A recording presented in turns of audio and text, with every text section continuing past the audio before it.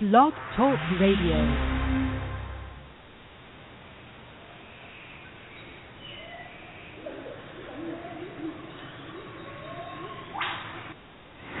Hello, everyone. I'd like to welcome all of you back to Ohio Exopolitics. I'm your host, Mark Snyder.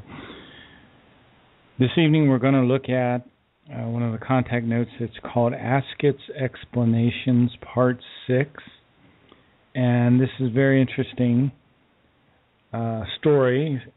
Allegedly took place in 1953. Billy, Edward Albert Meyer, went back in time from his launching point in 1953. He was with a woman named Asket. Now, Asket was Billy's second contact. Asket was a woman from the Tao universe. And during Billy's first contact with her, she took him to the underground headquarters of a group that's called the Giza Intelligences. And they went far below the Giza Plateau, underground, where they saw this ancient spacecraft, and they saw a cross, a crown of thorns, and a blood-encrusted nail. And Billy was very amazed by all this. He also saw in addition to this very large ancient spacecraft, he saw a whole series of guards there who were guarding this information and this equipment. See, the Giza Intelligences had used religion since the time of the fall of Atlantis and Lemuria. They had been using religion to try to gain control of the earth and control the people of the earth. So one of Asket's goals was to reveal to Billy what was really going on behind the scenes with our religions here on the earth. And one thing that Asket wanted to do was take Billy back to 32 AD, where he would meet this individual named Emmanuel. Well, the interesting thing here is that Emmanuel is actually an earlier incarnation of Billy's own spirit form. So here you're going to have Billy talking to Emmanuel, and really we're going to have a spirit form that's in two places at once, in two people, superior colliculus, which is in the midbrain. So anyway, the trip took place. They left in 1953. Billy is there with Asket, and they met this individual named Jitsi, who was a very zealous, very religious person. So they took off in Asket's ship, and their landing place was in the mountains outside Jerusalem.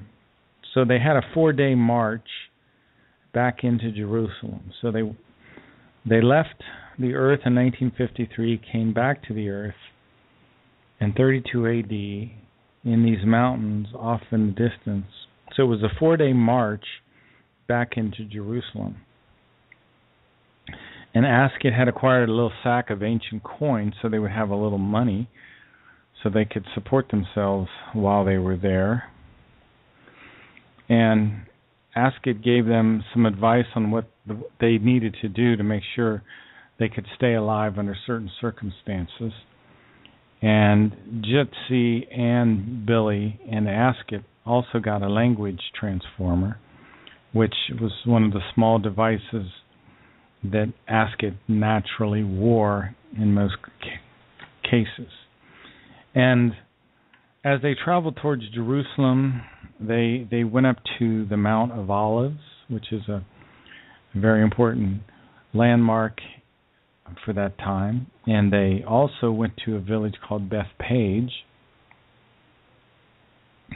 So off in the distance, they can see some people walking toward them. And they notice that one individual seems to be taller than the rest, and Billy is able to pick out Emmanuel, who is walking toward them with a whole group of followers here. And Jitsi is behaving very strangely and is kind of just saying all sorts of rude stuff to Billy and just kind of losing his mind. I'll read here what Jitsi says.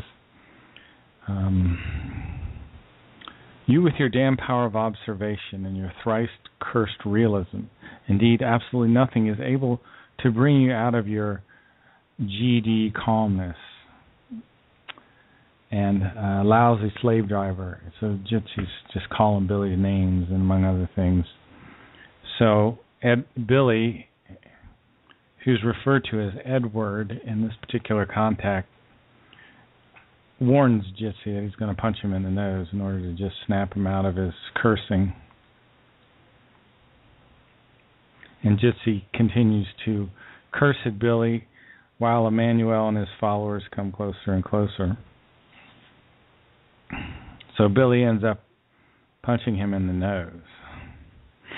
And Asket notices that Jitsi is bleeding. And Asket tells Billy that she understands why Billy had to kind of snap him back to his senses again. In fact, Jitsi was okay with that in any way. So Edward says, what must be, but look now, there come the men. Whatever will they think when they see us? And Asket says, such things are not significant because they are mostly only of an interrogative nature in regard to the who and the where to. But look, they are now sitting down at the edge of the path, and only one is coming here. So Emmanuel is walking toward them. And Emmanuel says, be greeted in peace. And Asket says, the greeting also applies to you. And Emmanuel tells Jitsi to go back with his brothers for some care. So now it's Edward and Emmanuel talking together, face to face. And Edward says, you know it very precisely. Now I also know why the people made you into a Superman with a divine function. And Emmanuel says, you are very wise and quick thinking. So the two are talking back and forth, Emmanuel and Billy. And Emmanuel says, you are very connected to reality.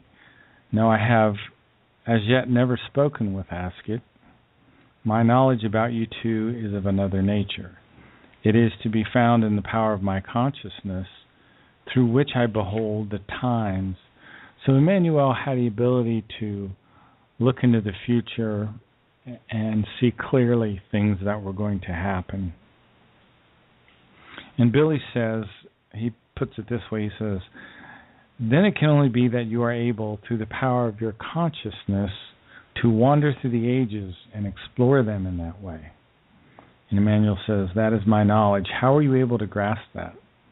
I understand. That way is very good. You must also know it because very difficult things stand before you, Emmanuel says to Billy.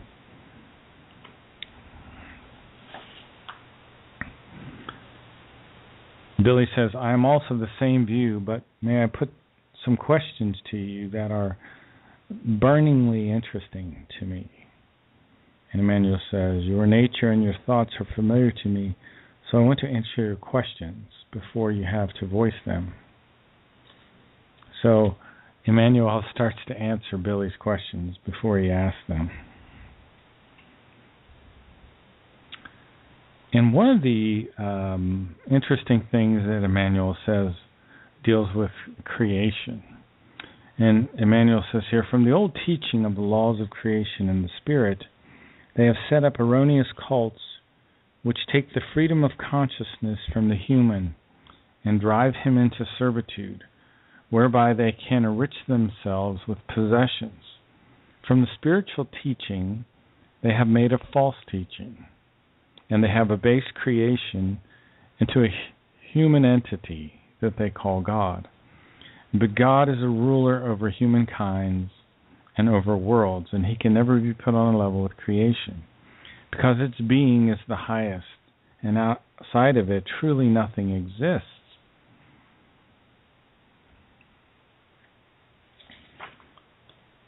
So Emmanuel goes on for quite some time, talking about the scribes and the Pharisees, and he says, "They are hypocrites and twisters of the truth. Outwardly, before the people, they seem devout and good, but inwardly they are full of hypocrisy, transgression, and falseness."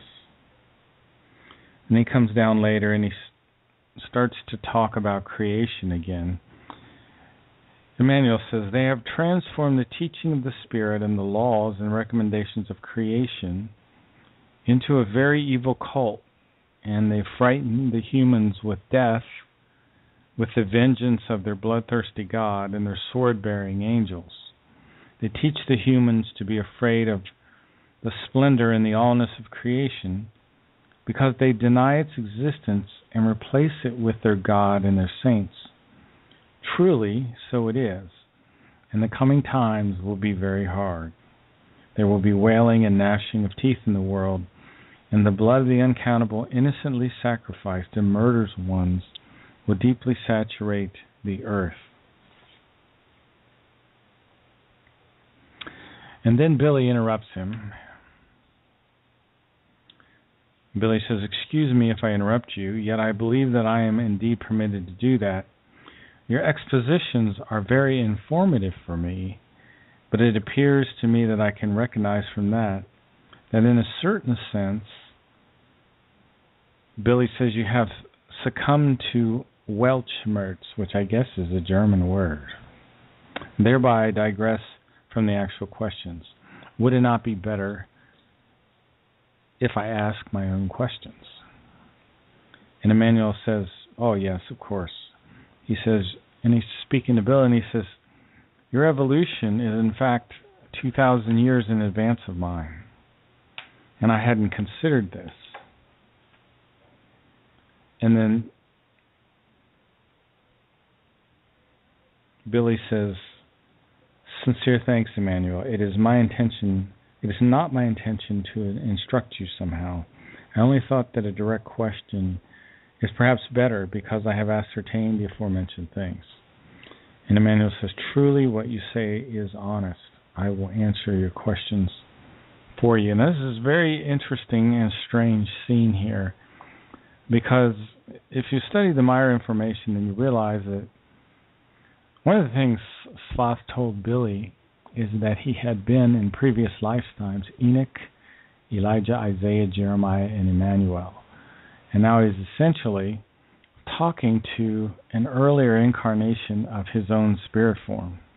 So again, as I said at the beginning of the show, we have one spirit form and two different men, and these two different men are talking to each other. And Edward says, "Now I wonder, how has it come about that no direct documentation of your teaching has been handed down? Because to my knowledge, the first words of the New Testament, which exist in my time, were written down around 200 years after your alleged death on the cross. Do you write down any facts at all of your teaching in such a way that they can be kept for posterity?" And Emmanuel explains that very few people actually were reading and writing at that time, and there wasn't a whole lot of time for him to write these things down in any case.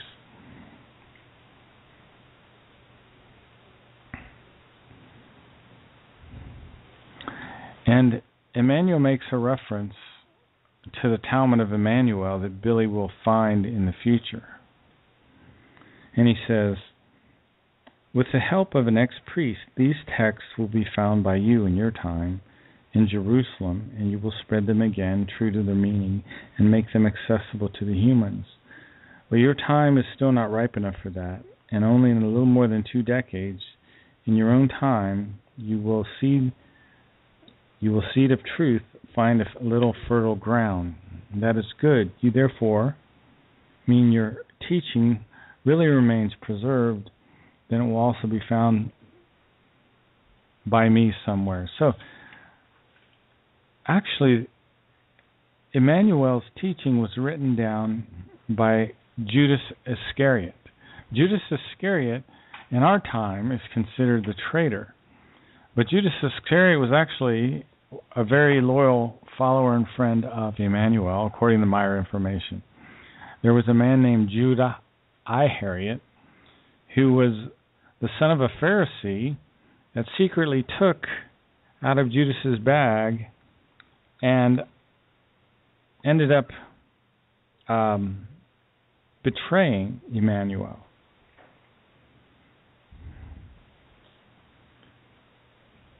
So Judas Iscariot had to actually write the text once again, I suppose, and it was kept safe through the ages, at least partially safe. The story eventually, as part of it, was actually lost. And the Isa Rashid, the priest that helped translate a lot of this, eventually was gunned down by the Mossad. Emmanuel says, "Behold, one from his own ranks has betrayed him and handed him over to death on a cross. Behold, behold, how can his teaching be truth if his own people betray him and sell him?" Edward says, Billy says, "So that is the way it is. Now I understand quite a bit. But now I ask myself, who then really hanged himself in the potter's field? Who will hang himself there in the coming time?"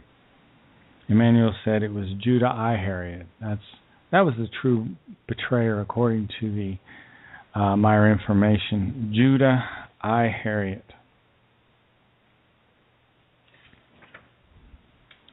Anyway, there's this interesting discussion that goes back and forth between Emmanuel and Edward. And Emmanuel says, "So then in your time they call me the Anointed One, and they thereby wander far from every truth through deep darkness engendered by belief. Truly, truly, I say to you, the many among these will be misled ones who are in pursuit of your life. Be therefore watchful and protect yourself from them, because the worst are always those who are misled by hate, being know-it-alls, by jealousy and fanaticism, as well as those who are misled by some sort of cult." And then they talk a little bit about the term Jesus Christ and how that came about. Edward says, "You mean that through the construction of Christianity, he will found his own erroneous religion." And he's speaking about Paul, the Apostle Paul, a Paulism, so to speak. Emmanuel says, "Truly you speak the truth." Edward says, "What is your own position in regard to the title Jesu Christi, or Jesus Christ, which has been attributed to you?" Emmanuel says, "In your time this name is very imprinted. Truly, truly, that aggrieves me greatly. Never do I wish to be so named, and it never should have happened. Yet this has become avoidable for the path of development, because the human of this earth must first go into error in order to find the truth. As I hear, however, the name which is not appropriate to me, Jesus Christ, truly this aggrieves me greatly, because it will be without exception uttered by humans who still live in confusion regarding thinking and knowledge, and have not yet come to terms with the truth. And they will unfortunately be very many at your time, and that is truly very depressing and causes me pain."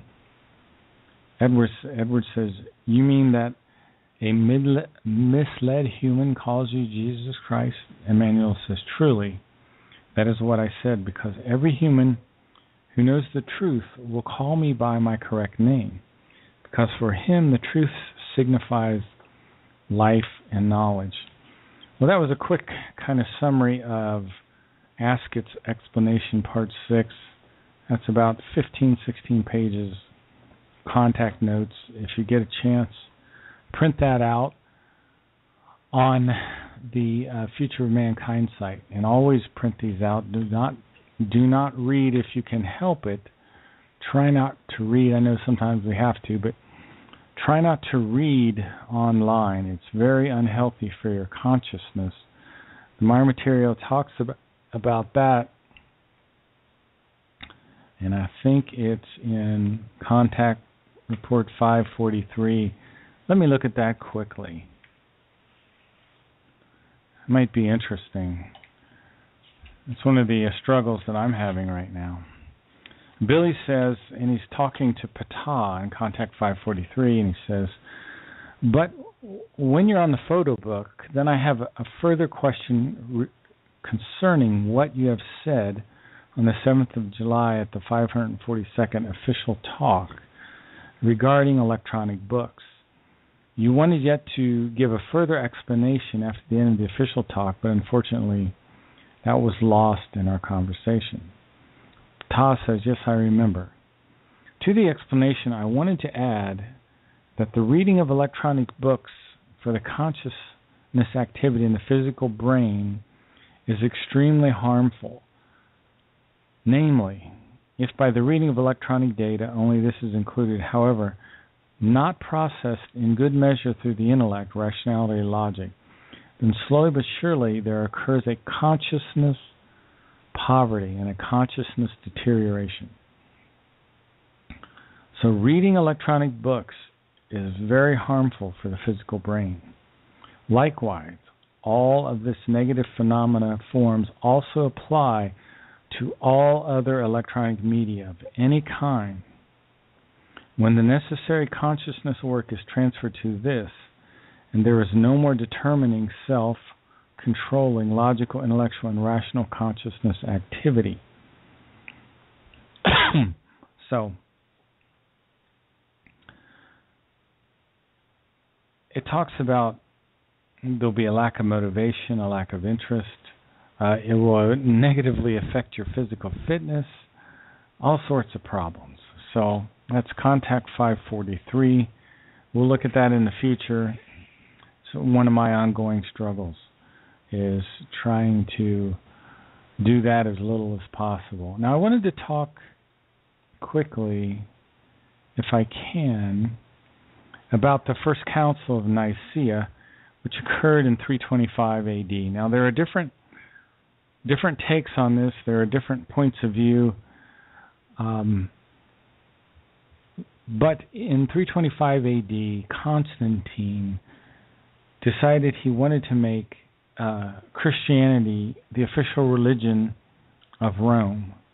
And he brought all these leaders from far distances who were part of the Roman Empire and brought them together so that they could agree on specific doctrines related to Christianity.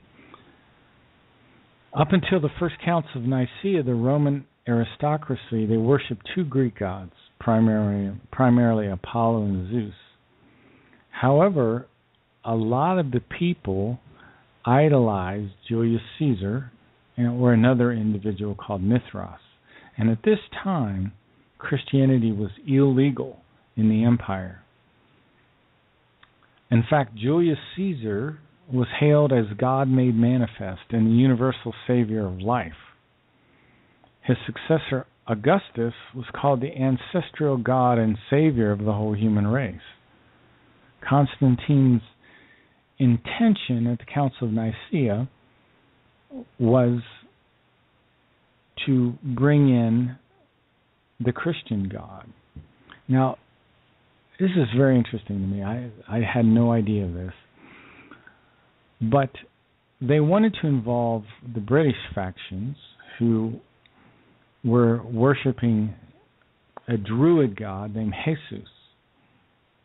And they wanted to bring together the Eastern savior god, Krishna. Krishna is Sanskrit for Christ. And thus, Jesus Krishna became the official name of the Roman god. Now, a very interesting story. I always wondered, how is it possible that the Christ figure, that everyone in the Western world calls Jesus Christ, how could he possibly really be named Emmanuel? And then I stumbled over some information that was extremely interesting. And there was no letter J until about 1550. Believe it or not. Not in English, not in Greek, not in Hebrew, not in Aramaic, not in any of the languages where there was a letter J until about 1550. There was a guy named Gian Giorgio Terracino who in 1550 invented the letter J for the German language. He was an Italian scholar who was a German expert who invented the letter J. Some scholars say it was kind of the letter J evolved from people creating fancy eyes. In any case, that was the first person to explicitly distinguish between the I and the J. So the letter J still does not exist in the Hebrew language. The letter J never existed in any languages on the earth until about 1500 or so. So the Hebrew prophets, for example, Elijah today, that we call Elijah, was originally known as Eliah. And Enoch was originally known as Henoch. So when I learned that, and for example, the book of Job was actually the book of IOB. And if you look into this, you'll find that Jerusalem was Jerusalem, and the book of Jonah was actually something like the book of Jonah. Joshua was actually Yeshua, and many people in Christianity today say that the word Jesus evolved out of the transliteration of the Hebrew word Yeshua. Yeshua was kind of transliterated into I-E-S-O-U-S in the Greek, and then in the Latin, I-E-S-O-U-S, and then finally it kind of evolved into the word Jesus. So what they did, originally in the Gutenberg Bible, in the first version of the King James, all of the Old Testament and New Testament people, none of them had names that began with the letter J. Like I said, the book of Job was the book of IOB. For example, Jeremiah was Jeremiah. Most of them, what they did is they went back through these books and they changed the letter I or the letter Y to the newly invented letter J. That occurred right around 1550. You can look this up and you can verify this information yourself. For example, look up the Old English alphabet. There was no W, J, or U in the Old English. Look on YouTube for the origin of the letter J. You can listen to some very interesting YouTubes that talk about when the letter J came about.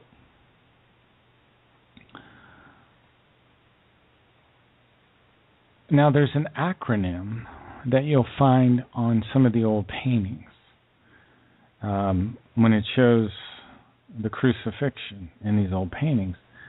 You'll see INRI at the bottom, which in the Latin stands for Iesus Nazarenus Rex Iadorium. It represents the Latin inscription, which in English we read today as Jesus the Nazarene, King of the Jews, because we substitute the word Jesus for Iesus. So it would be pronounced Iesus Nazarenus Rex Iadorium. So anyway, that's a a rather long discussion, a lot of food for thought there, very controversial information, as the Meyer case usually always is. But I thought it would be good to go back over that and to talk a little bit about the story of Emmanuel. I'll let you decide how much that resonates with you or not. I've been reading very much from the Meyer writings, and this goes a little bit, and this is in the book The Way to Live, and it goes very much in terms of our discussion of electronic media and the danger to the brain of the electronic media and how it actually negatively affects our bodies as well. But we also have many, many distractions today. And this is what Billy talks a little bit about, our distractions. He says, precisely what happens with he/she who constantly lives only in distraction, hangs around in discos, bars, hotels, and amusement parlors. He becomes a stranger to himself,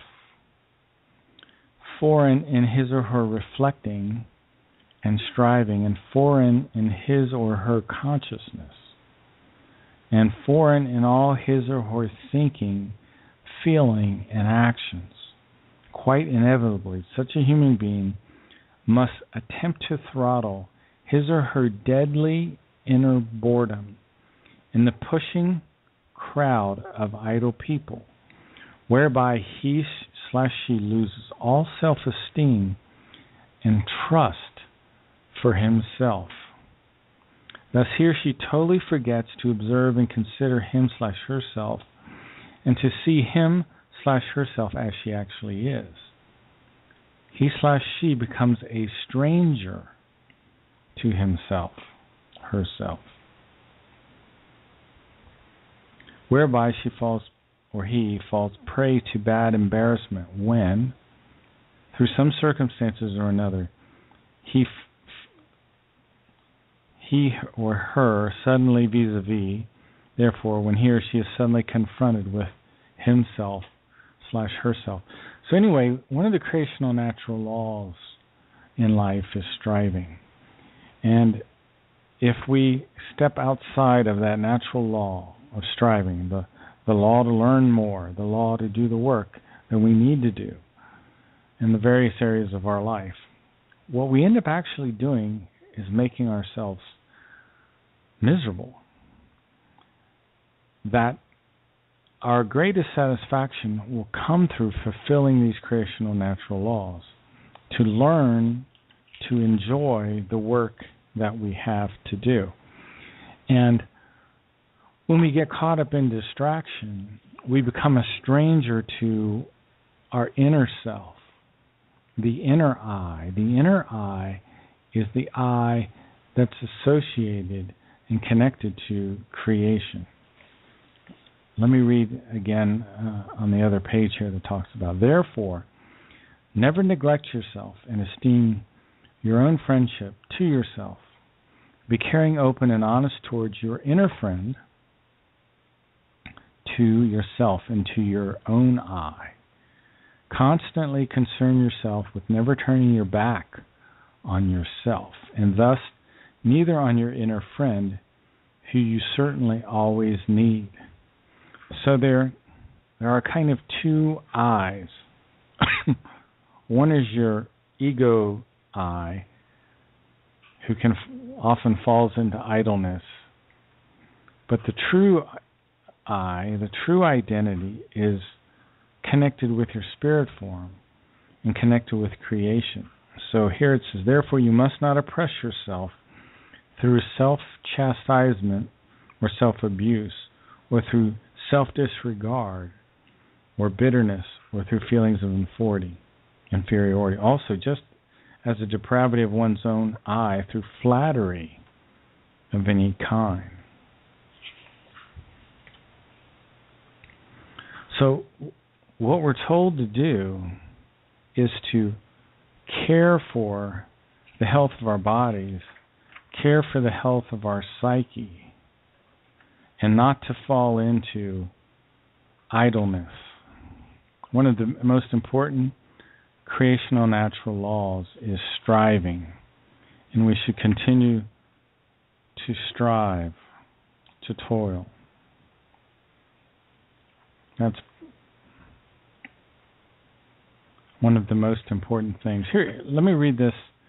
Work fulfills the life, while idleness only creates uncalm, unpeace, and devolution. Also, all animals and plants do their work.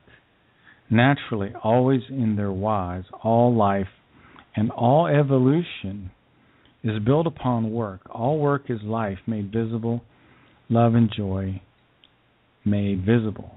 To work means to build one's own house with great affections.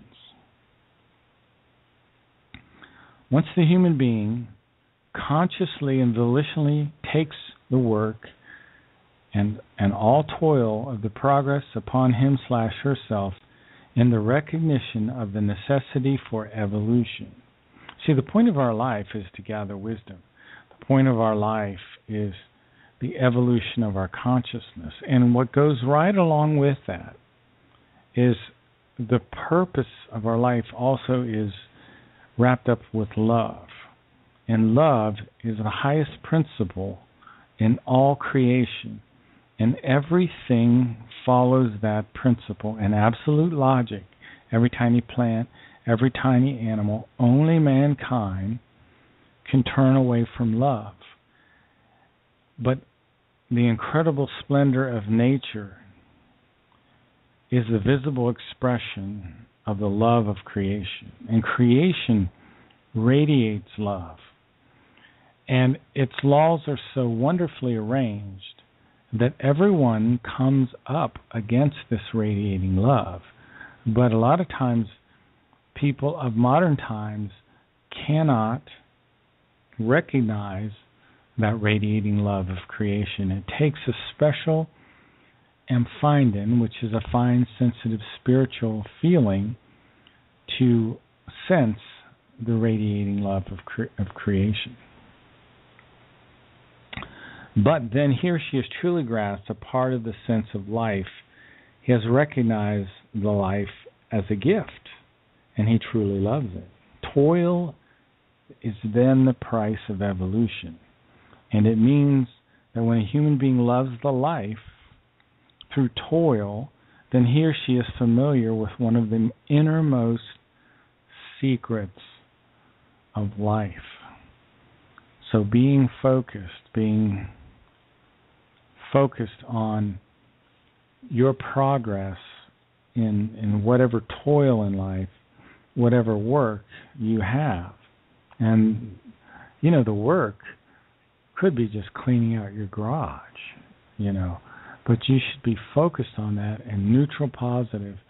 And if you can really become neutral, then you will get great joy out of your work. Now, being idle means to veer off the course of life and to become estranged from the dignity of life and to neglect the advancement into the endlessness and to not understand the sense of the existence.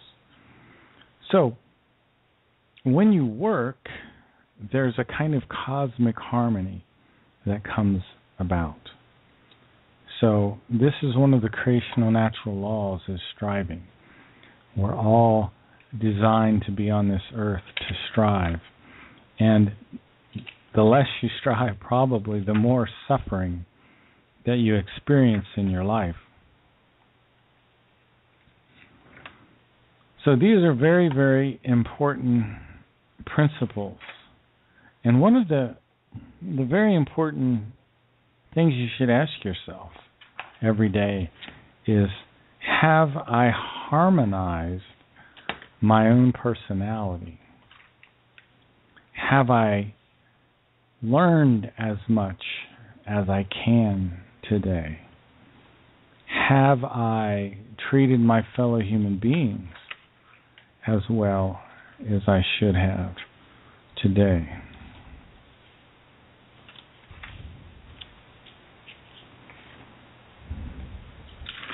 Okay. We'll get back to a little bit more from the book, The Way to Live, and that's some of the passages I've been reading out of the Way to Live. Let's talk a little bit about the spirit form again and reincarnation. 21 days after the sperm fertilizes the egg, the spirit form comes into the superior colliculus of the child, and it brings in something called the consciousness block. And the consciousness block is your material consciousness. The spirit form, the Geist form in the German, is your spiritual consciousness. Your spiritual consciousness does not die. It does not sleep. It records all of your thoughts and your impulsations, and it will tell you if your thinking is right or wrong, if you've learned to pay attention to it. It's called the wonder of all wonders. And those who are rich in spirit become like an instrument through which the creation can reveal the spiritual realms. Now, right next to our physical dimension is the spirit realm. And when your spirit form leaves your body, it goes into the spirit realm, and it takes with it what you could think of as your material consciousness. And that material consciousness goes into something called the overall consciousness block, where your past life experiences are reviewed, and that consciousness block is dissolved into a neutral positive energy.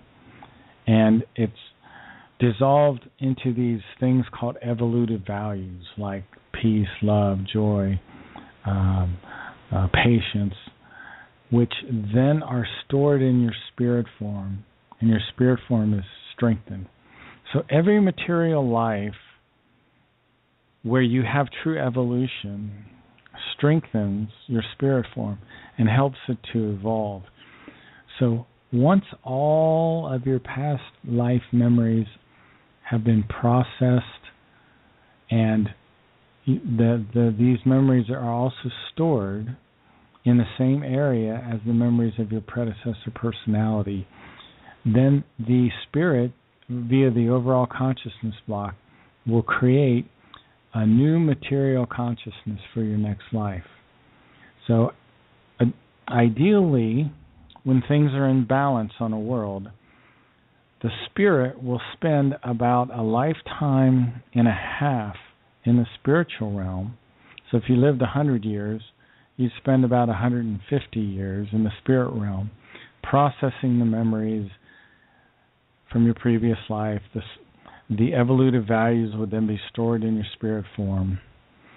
A new material consciousness would be created, and all the information, the wisdom of your predecessor personalities, would be stored in the subconsciousness of this new material consciousness.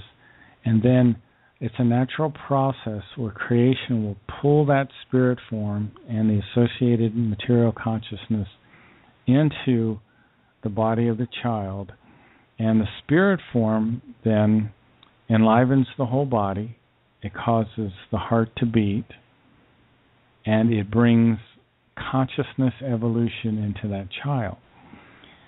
And the new life begins again for that child, and the child will start out as a child again. But as it grows up, it will get impulses from its previous predecessor personalities, memories.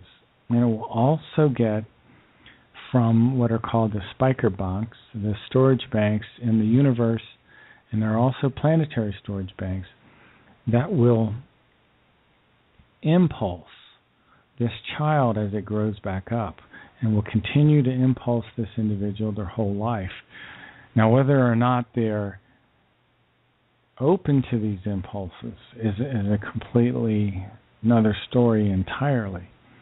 But these impulses do come, And one of the most interesting examples of these universal impulses working is in the story called How It All Began, which was about 3 a.m. on a mild night in May in 1941.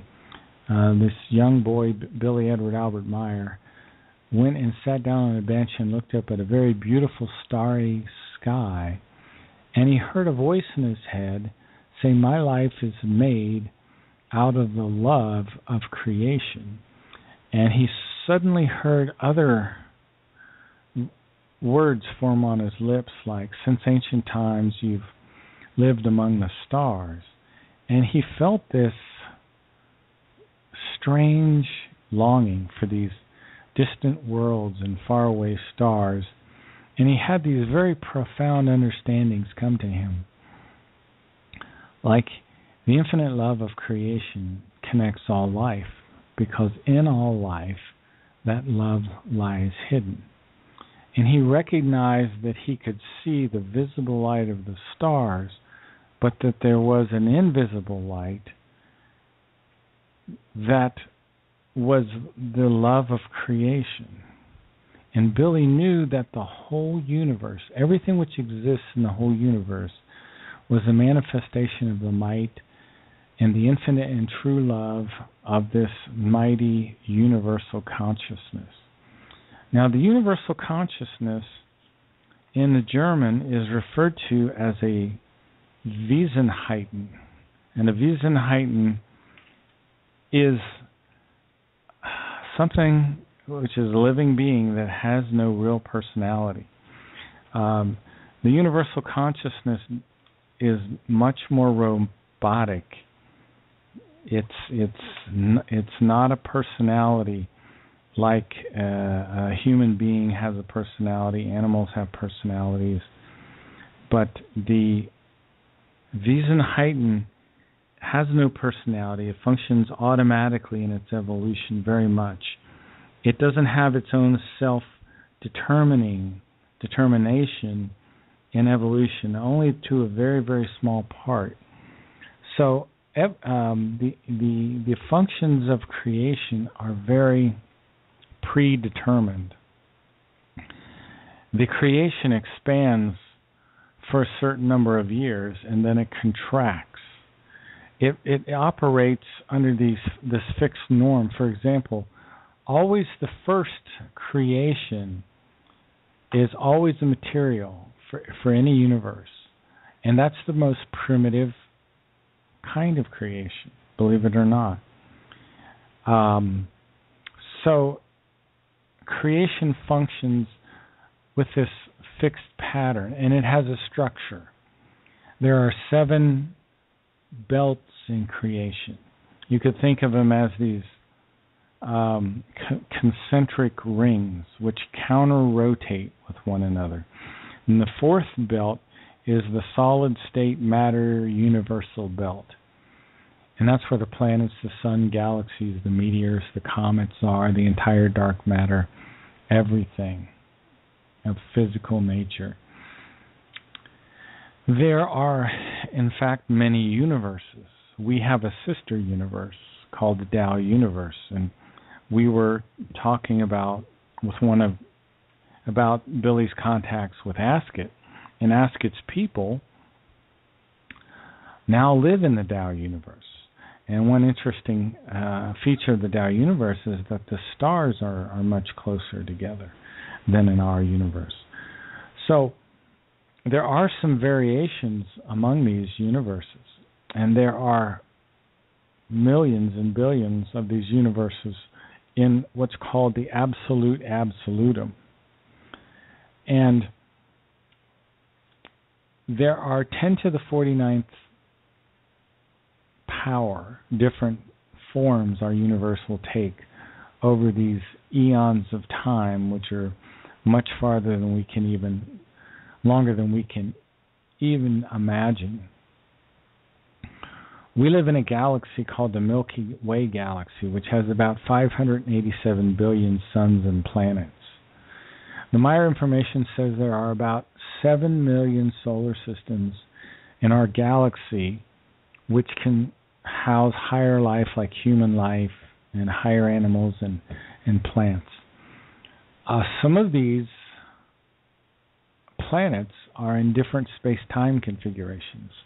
So not only are there 587 billion stars and planets, but they also can exist in different dimensions or space-time configurations. According to the Meyer information, there's 2.6 million highly developed human civilizations in our galaxy, and something like 7 trillion human civilizations in our universe, I believe. Now, our universe is about 46 trillion years old.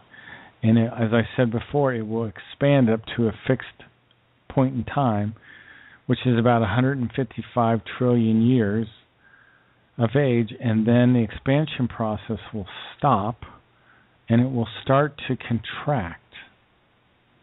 So not only was there a big bang, there will be also a contraction as well. And that's kind of the nature of the creation at a very high level. Now, creation is infinite beauty, a beauty above all beauty. And whenever we see something beautiful, whether it's a flower or an animal or a human being or anything else, we should ultimately associate that with the infinite beauty of creation itself. And the human being should trace all of their joy back to the infinite joy of creation. And all of the beauty of nature can relate it back to creation. And every time that we see cognition reach expression, we can relate that back to the cognition of creation. Creation exists in every human being as a fragment of itself. And the knowledge of creation can help with inner peace, security, and wrong feelings. Our personality will become more powerful the more we know about creation, and the more blessed our entire life and work will be.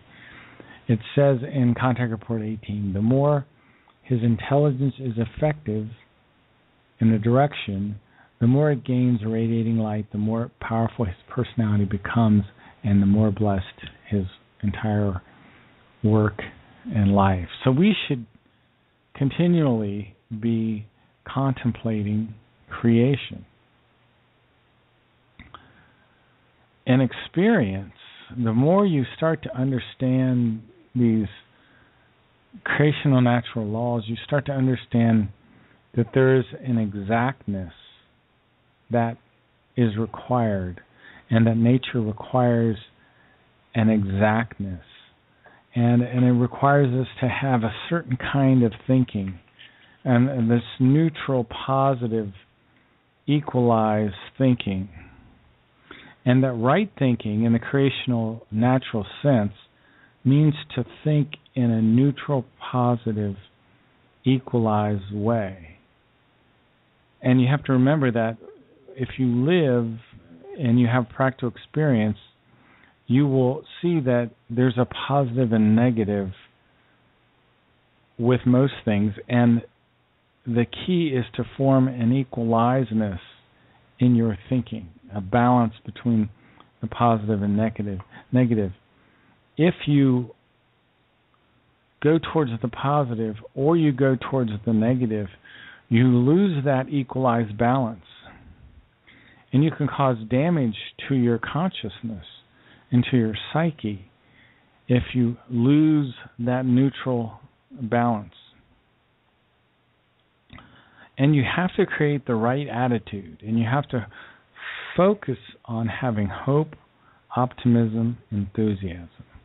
Hope and optimism are very, very important to reach your targets. And you have to have an enthusiasm for your own evolution. Otherwise, you'll have a tongue, or askertit, which is the seesaw flips to the negative or it flips to the positive. And that's why we have murder in our society. That's why we have all sorts of irrational teachings. We have a lack of culture because of this. We have overpopulation. We have environmental destruction, criminality, and so forth. What the human thinks, he becomes. And in the introduction of this book, Elizabeth Moosberger explains that we are a society that's ill in our consciousness. And she says something that's very important here. The impulses for striving higher thereby come out of the innermost nature, which is a component of the spirit form and is thereby purely creational. And that impulse for striving, that continual striving, is very important. And that's a creational natural law that you can focus on a daily basis and moment by moment. The human being is actually the forger of his own fortune and his own destiny. And it's not just luck. It's the neutral positive thinking that produces these goal-directed thoughts, which are then mightfully used. And that's how you strengthen yourself, by the neutral positive balance. Anyway, I think we've about run out of time here, folks. I hope you've enjoyed this evening's show. We've been talking about the might of thoughts, the way to live, the human psyche, and we took a trip back to 32 AD and looked a little bit at the discussion between Billy Emmanuel and Asket. And have a good week, and we'll talk to you next time.